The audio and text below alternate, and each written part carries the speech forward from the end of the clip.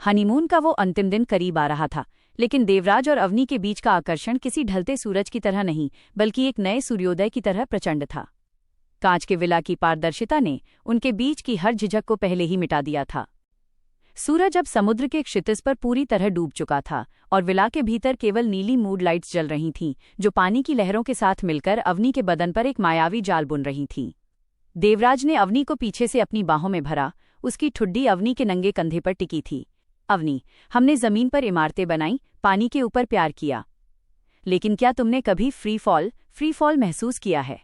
देवराज ने उसकी गर्दन के पीछे फुसफुसाते हुए अपने होठों का गर्म स्पर्श दिया। अवनी ने पीछे मुड़कर उसकी आंखों में देखा, जहां अब एक ऐसा पागलपन था जो उसने पहले कभी नहीं देखा था। तुम्हारे साथ देवराज, मैं हर ऊंचाई से गिरने को तैयार हूं, उसने अपनी उंगलियां उसकी छाती के बालों में फंसाते हुए कहा। देवराज उसे विला के उस हिस्से में ले गया जहां फर्श पूरी तरह पारदर्शी था और नीचे समुद्र की चट्टानें साफ दिख रही थीं। उसने अवनी को उस ठंडे कांच पर लेटा दिया। नीचे समुद्र का खौलता हुआ पानी और ऊपर देवराज के शरीर की तपिश, अवनी इन दोनों के बीच फंसी हुई थी। यहाँ कोई सहारा नहीं है अवनी, सिर्फ हम और ये शून्य। देवराज ने उसकी रेशमी नाइटी को धीरे से ऊपर सरकाया, उसकी आंखों में एक शिकारी जैसा जुनून था। उसने अवनी के घुटनों को मोड़कर उन्हें अपने कंधों पर टिका लिया, जिससे अवनी की पूरी देह उसके सामने एक खुली किताब की तरह उजागर हो गई।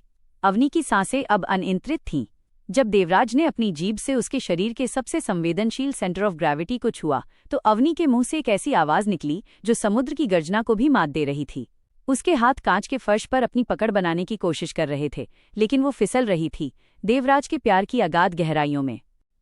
देवराज, अब और इंतजार नहीं, अवनी ने उसे अपनी ओर खींचते हुए लगभग आदेश दिया। देवराज ने बिना देर किए खुद को अवनी के भीतर विलीन कर दिया।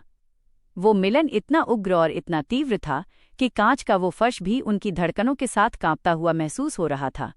हर स्ट्रोक के साथ ऐसा लग रहा था जैसे वे उस विला की सीमाओं को तोड़कर सीधे समुद्र की लहरों में समा रहे हों।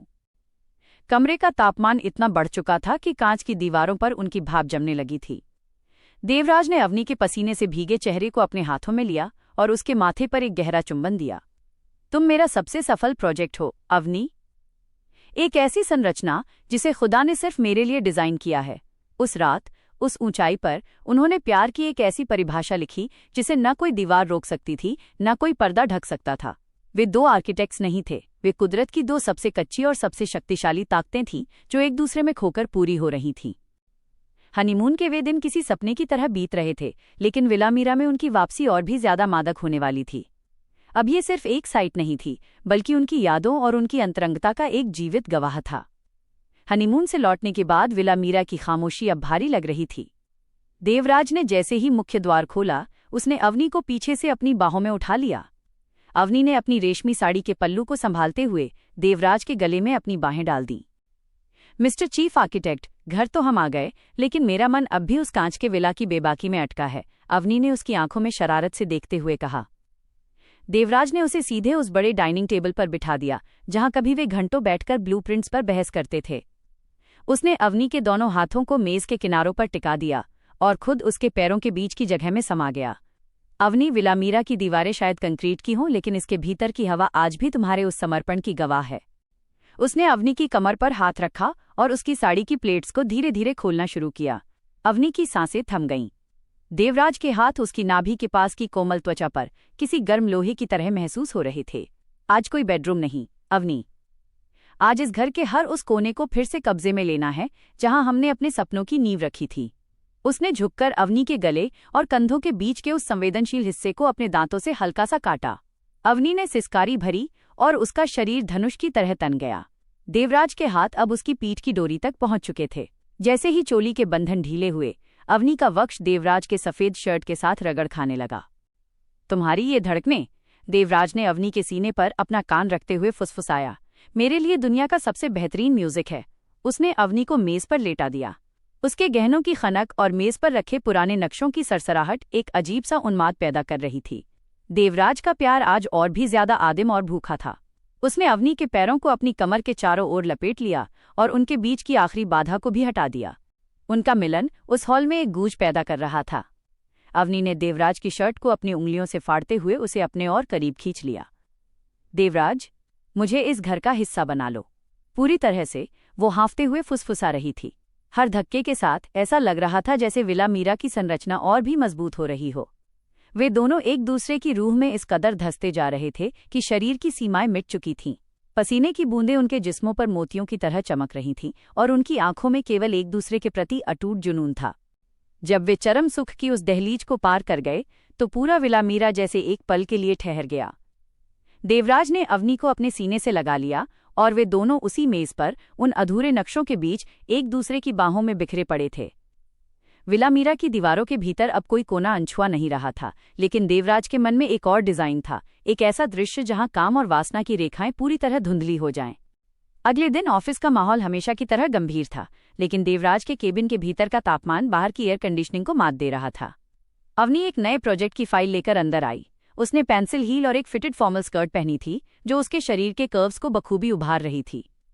सर, ये नए मॉल का एलिवेशन है, अवनी ने पेशेवर अंदाज में कहा, लेकिन उसकी आंखों में कल रात की शरारत अभी भी बाकी थी। देवराज अपनी कुर्सी से उठा और धीरे से दरवाजे की ओर बढ़ा। उसने बिना अवनी से नजरें हटाए लॉक घुमा दिया। वो आवाज अवनी के शरीर में एक सिहरन पैदा करने के लिए काफी थी। अवनी, मुझे लगता है इस डिजाइन में कुछ स्ट्रक्चरल बदलाव की जरूरत है, उसने अपनी आवाज को और गहरा करते हुए कहा। वो अवनी के ठीक पीछे आया और अपनी हथेलियां उसकी पतली कमर पर जमा दीं। अवनी ने मेज का सहारा लिया, उसके हाथ उन फाइलों पर कांप रहे थे। देवराज ने उसके कानों के पास झुककर उसके झुमके को अपने होठों से छेड़ा। ऑफिस में इतनी फॉर्मल ड्रेस अवनी, तुम्हें पता है ना कि ये कपड़े मेरे धैर्य का इम्तिहान ले रहे हैं। उसने अपनी एक उंगली अवनी की स्कर्ट की जिप पर रखी और उसे इंच दर इंच नीचे खिसकाना शुरू किया। अवनी ने अपनी आंखें बंद कर लीं। देवराज, कोई आ सकता है, ये ऑफिस है, उसने लड़खड़ाती आवाज में विरोध किया, लेकिन उसका शरीर देवराज की ओर और झुक गया। आने दो, देवराज ने फुसफुसाए हुए उसे घुमाया और अपनी बड़ी ऑफिस टेबल पर बिठा दिया।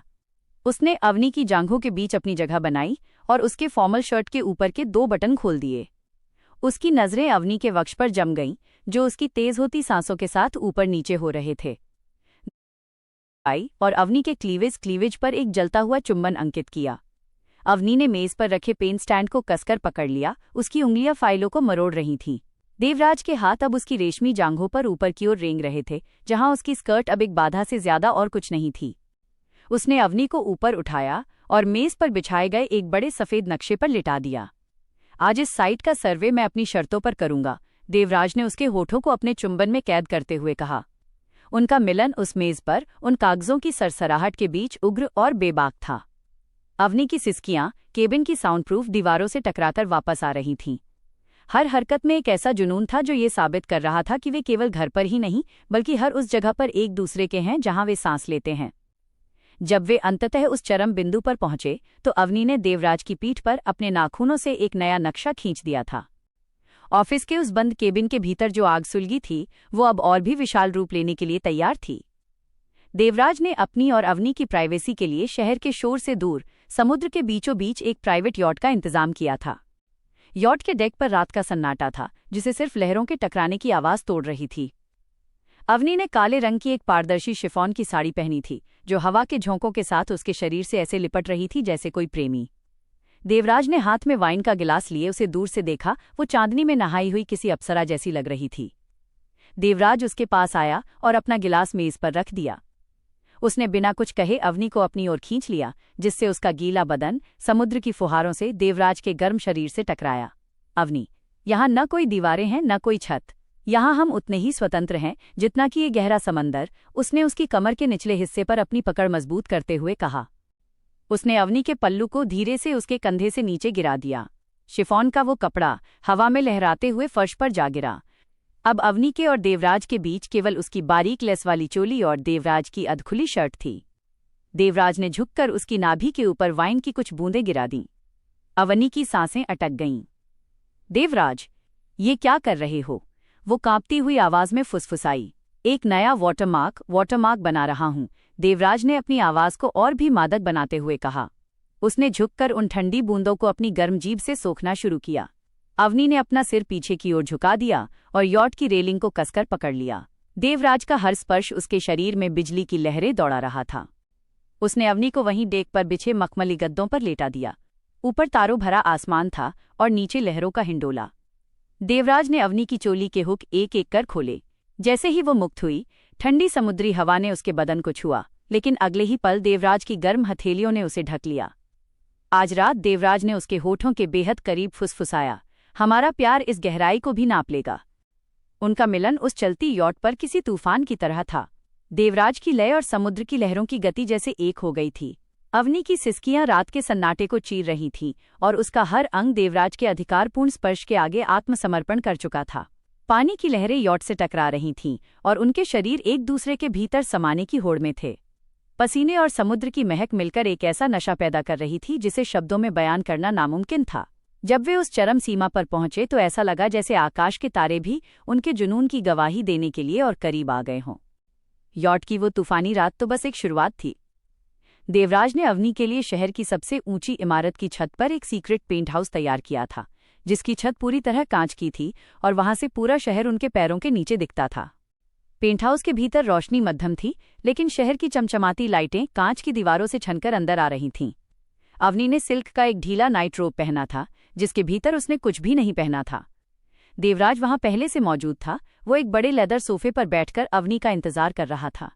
यहां से दुनिया कितनी छोटी लगती है ना देवराज? अवनी ने कांच की दीवार के पास खड़े होकर नीचे देखते हुए कहा। देवराज उठा और धीमी गति से उसके पीछे आया। उसने रोब की रेशमी डोरी को एक झटके में खींच दिया। रेशम का वो कपड़ा सरक कर अवनी के पैरों के पास ढेर हो गया। देवराज ने उसके नंगे बदन को पीछे से अपनी बाहों में भर लिया। दुनिया छोटी ही है अवनी, बड़ी तो सिर्फ तुम्हारी ये चाहत और मेरा ये जुनून है। उसने अवनी को धीरे से घुमाया और उसे उस विशाल कांच की दीवार से सटा दिया। बाहर पूरा शहर जाग रहा था, लेकिन वे दोनों उस ऊंचाई पर पूरी तरह अकेले और नग्न थे। देवराज ने अवनी के एक पैर को अपनी कमर पर टिकाया और उसकी जांघों के ऊपरी हिस्से पर अपने होठों से एक गहरा निशान छोड़ दिया। देवराज, यहां सब कुछ कितना एक्सपोज्ड है, अवनी ने हांफते हुए कहा। उसकी पीठ कांच की ठंडक को महसूस कर रही थी और सामने से देवराज के जिस्म की आग उसे जला रही थी। यही तो खूबसूरती है अवनी, देवराज ने उसकी गर्दन के पास अपनी भारी आवाज में फुसफुसाया। आज हम इस शहर के शिखर पर हैं। कोई नियम नहीं, कोई शर्म नहीं। आज तुम मेरी वो ऊंचाई हो जिसे मैं बार बार फतह करना चाहता हूं। उसने अवनी को अपनी बाहों में उठाया और उसे कमरे के बीचों बीच स्थित सस्पेंडेड बेड, हवा में झूलते बिस्तर पर लिटा दिया। उस बिस्तर की हर हरकत उनके जिस्मों की लय के साथ तालमेल बिठा रही थी। देवराज ने अवनी के हाथों को बिस्तर के सिरहाने से बांध दिया। आज उसका प्यार और भी ज्यादा अधिकारपूर्ण और डोमिनेंट था। उनका मिलन उस रात किसी आदिम यज्ञ की तरह था। देवराज की हर हरकत में एक दावा था, एक वादा था। अवनी की सिसकियां और उसकी देह का खिंचाव देवराज को और भी उन्मत्त कर रहा था। कांच की छत के ऊपर से चांद उन्हें देख रहा था और नीचे शहर की रोशनी धुंधली पड़ रही थी। जब वे उस चरम बिंदु पर पहुंचे जहां रूह और जिस्म की सीमाएं खत्म हो जाती हैं, तो अवनी के मुंह से सिर्फ देवराज का नाम निकला। वे उस ऊंचाई पर एक दूसरे में इस कदर विलीन हो गए कि ऐसा लगा जैसे वे जमीन पर नहीं बल्कि बादलों के ऊपर कहीं तैर रहे हों। पेंटहाउस के उस चरम अनुभव के बाद सुबह की पहली किरणें अभी भी बादलों में छिपी थीं। देवराज और अवनी के बीच की गर्मी अभी शांत नहीं हुई थी। देवराज ने अवनी को अपनी बाहों में उठाया और उसे उस विशाल ग्लास शावर क्यूबिकल की ओर ले गया जिसे उसने विशेष रूप से अपनी कल्पनाओं के आधार पर डिजाइन किया था। शावर के भीतर का नजारा किसी पारदर्शी गुफा जैसा था। देवराज ने जैसे ही बटन दबाया, छत से रेन शावर की गुनगुनी बूंदें उनके जिस्मों पर गिरने लगीं। अवनी का बदन पानी के स्पर्श से सिहर उठा और वो देवराज के सीने से और भी मजबूती से चिपक गई। पानी की ये बूंदें भी तुम्हारे बदन पर गिरने के लिए मुझसे मुकाबला कर रही हैं अवनी, देवराज ने उसकी भीगी जुल्फों को चेहरे से हटाते हुए कहा। उसकी आवाज पानी की गिरती आवाज के साथ मिलकर और भी गहरी लग रही थी। उसने शावर जेल लिया और उसे अपने हाथों में मलकर अवनी के नंगे बदन पर लगाना शुरू किया। उसके हाथ अवनी के कंधों से होते हुए उसके वक्ष के उभारों और फिर उसकी कमर के उन गहरे घुमावों तक पहुंचे जिन्हें वो कल रात से बार बार माप रहा था। साबुन के झाग और पानी की फिसलन ने उनके स्पर्श को और भी ज्यादा कामुक बना दिया था। अवनी ने मदहोशी में अपनी आंखें बंद कर लीं। उसने देवराज के कंधों पर अपने हाथ रखे और धीरे से नीचे की ओर सरक गई। उसने घुटनों के बल बैठकर देवराज के शरीर के उस हिस्से को अपने हाथों में लिया जो उसकी उत्तेजना का केंद्र था। देवराज के मुंह से एक दबी हुई कराह निकली और उसने अवनी के गीले बालों में अपनी उंगलियां फंसा लीं। आज तुम मुझे अपनी उंगलियों पर नचा रही हो अवनी, देवराज ने गहरी सांस लेते हुए फुसफुसाया। उसने अवनी को वापस ऊपर उठाया और उसे शावर की कांच की दीवार से सटा दिया। भाप की वजह से कांच पर धुंध जम गई थी जिस पर उनके जिस्मों के घर्षण से अजीबोगरीब आकृतियां बन रही थीं। देवराज ने अवनी की जांघों को उठाकर अपनी कमर के चारों ओर लपेटा और एक ही झटके में उनके बीच की दूरी को मिटा दिया। पानी की तेज बौछारों के बीच उनका मिलन उग्र और बेकाबू था। अवनी की सिसकियां पानी के शोर में दब रही थीं, लेकिन उसकी देह का हर खिंचाव देवराज को बता रहा था कि वो कितनी गहरी तृप्ति महसूस कर रही है। देवराज के हाथ कांच की दीवार पर टिके थे और उसकी पूरी ताकत अवनी को अपनी रूह में समेटने में लगी थी। जब वे दोनों उस चरम आनंद की लहर में बहे तो शावर के भीतर की भाप और भी घनी हो गई। वे एक दूसरे को थामे हुए पानी के नीचे खड़े रहे, जहां हर गिरती बूंद उनके प्यार की नई कहानी लिख रही थी। शावर की उस मदहोश कर देने वाली बारिश के बाद देवराज ने अवनी को मखमली तौलिए में लपेटकर वापस बिस्तर पर लिटा दिया। लेकिन देवराज का मन अभी शांत नहीं था। उसके पास अवनी के लिए एक ऐसी योजना थी जो उनके डिजाइन को एक नए और बोल्ड धरातल पर ले जाने वाली थी। रविवार की सुस्त सुबह थी। अवनी गहरी नींद में थी जब उसे अपने हाथों पर कुछ रेशमी और ठंडा महसूस हुआ। उसकी आंखें खुली तो उसने देखा कि देवराज ने उसके दोनों हाथों को बिस्तर के सिरहाने से काली रेशमी पट्टियों सिल्क टाइज से बांध दिया था। वो पूरी तरह नग्न थी और देवराज उसके पैरों के पास बैठा उसे ऐसे देख रहा था जैसे कोई कलाकार अपनी सबसे बेहतरीन कृति को निहारता है। देवराज, ये क्या है? अवनी ने मुस्कुराते हुए हल्का विरोध किया, लेकिन उसकी आवाज में उत्तेजना साफ थी। आज तुम कहीं नहीं जा सकती अवनी, देवराज ने उसकी जांघों पर अपनी उंगलियों से धीमी लकीरें खींचते हुए कहा। आज तुम मेरी प्रोजेक्ट नहीं, मेरी कैदी हो, और इस कैद में केवल एक ही नियम है, मेरा पूर्ण अधिकार। उसने पास रखे एक बाउल से पिघली हुई चॉकलेट ली और उसे अवनी के वक्ष के उभारों और उसकी नाभि के चारों ओर एक कलात्मक तरीके से गिराना शुरू किया। अवनी का शरीर उस गर्म और मीठी छुअन से कांप उठा। देवराज ने अपनी उंगलियों का इस्तेमाल नहीं किया। उसने झुककर उन चॉकलेट की लकीरों को अपने होठों और जीभ से मिटाना शुरू किया। देवराज, प्लीज। अवनी की सिसकियां अब गहरी हो रही थीं। उसके हाथ बंधे हुए थे, जिससे वो केवल अपनी देह को बिस्तर पर धनुष की तरह तान सकती थी, लेकिन देवराज से दूर नहीं जा सकती थी। देवराज का प्यार आज धीमा लेकिन अत्यंत गहरा था। वो अवनी के बदन के हर उस प्राइवेट हिस्से को अपनी जीभ से टटोल रहा था, जहां अब तक केवल उसकी उंगलियां पहुंची थीं। अवनी का समर्पण आज पूर्ण था। वो बिना किसी बाधा के देवराज की हर हरकत को अपने भीतर महसूस कर रही थी। तुम्हारी ये बेबसी मुझे और भी ज्यादा पागल कर रही है, देवराज ने उसके कानों में फुसफुसाया और एक ही झटके में उनके जिस्मों को एक कर दिया। वो मिलन बिस्तर की चादरों और उस रेशमी बंधन के बीच एक युद्ध जैसा था। अवनी के बंधे हुए हाथ उसकी उत्तेजना को और बढ़ा रहे थे और देवराज की हर हरकत उसे आनंद के उस शिखर पर ले जा रही थी जहां से वापसी मुमकिन नहीं थी।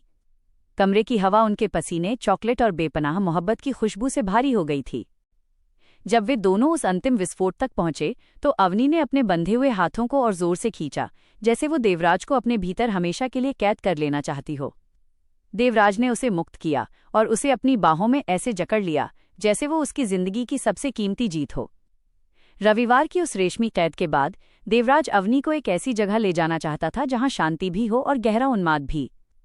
विला के सबसे पिछले हिस्से में एक इन्फिनिटी पूल था, जिसकी सीमाएं सीधे जंगल की गहराई और रात के आसमान से मिलती थीं। रात के 2 बज रहे थे। पूरा विला सो रहा था, लेकिन पूल का पानी चांदनी में चांदी की तरह चमक रहा था। देवराज ने अवनी का हाथ पकड़ा और उसे पानी की सीढ़ियों की ओर ले गया। अवनी ने केवल एक पारदर्शी सफेद शर्ट पहनी थी, जो पानी में उतरते ही उसके बदन से किसी दूसरी त्वचा की तरह चिपक गई। देवराज, यहाँ बहुत ठंड है, अवनी ने ठिठुरते हुए कहा, लेकिन जैसे ही देवराज ने उसे अपनी बाहों के घेरे में लिया, उसे अपने भीतर एक ज्वालामुखी दहकता हुआ महसूस हुआ। मैं इस ठंड को अभी मिटा देता हूँ, देवराज ने फुसफुसाया। उसने अवनी को पूल की दीवार से सटा दिया, जहां पानी का स्तर उनके वक्ष तक था। उसने अवनी की शर्ट के गीले बटनों को एक एक कर खोला। सफेद कपड़ा पानी की सतह पर तैरने लगा और अवनी की नग्नता अब केवल चांद और देवराज के बीच थी। देवराज के हाथ पानी के नीचे अवनी की जांघों और कमर पर किसी संगीतकार की उंगलियों की तरह थिरक रहे थे। उसने अवनी को ऊपर उठाया और उसे पूल के किनारे की संगमरमर की ठंडी मुडेर पर बिठा दिया। उसकी देह का ऊपरी हिस्सा ठंडी हवा में था और निचला हिस्सा देवराज की जिस्मानी गर्मी और गुनगुने पानी के बीच। आज तुम बिल्कुल वैसी लग रही हो जैसा मैंने तुम्हें पहली बार सपने में देखा था, बेबाक, अधूरी और मेरी होने के लिए बेताब। देवराज ने उसकी गीली त्वचा पर अपने होठों से आग लिखनी शुरू की। उसने अवनी के पैरों को अपने कंधों पर टिका लिया, जिससे उनके बीच का फासला पूरी तरह खत्म हो गया। पानी के भीतर उनका मिलन एक लयबद्ध लहर की तरह था। हर धक्के के साथ पूल का पानी छलककर बाहर गिर रहा था, जो उनके बढ़ते हुए जुनून का प्रतीक था। अवनी ने अपनी उंगलियां देवराज की गीली पीठ पर गाड़ दीं। उसकी सिसकियां रात के सन्नाटे में दूर तक गूंज रही थीं। देवराज का समर्पण आज और भी गहरा था। वो अवनी के अस्तित्व के हर कतरे को पी जाना चाहता था। पानी की शीतलता और उनके शरीरों का घर्षण एक ऐसा विरोधाभास पैदा कर रहा था जो उन्हें पागल कर देने के लिए काफी था। जब वे उस चरम पर पहुंचे तो अवनी ने देवराज को कसकर गले लगा लिया और वे दोनों पानी के भीतर ही एक दूसरे में खो गए।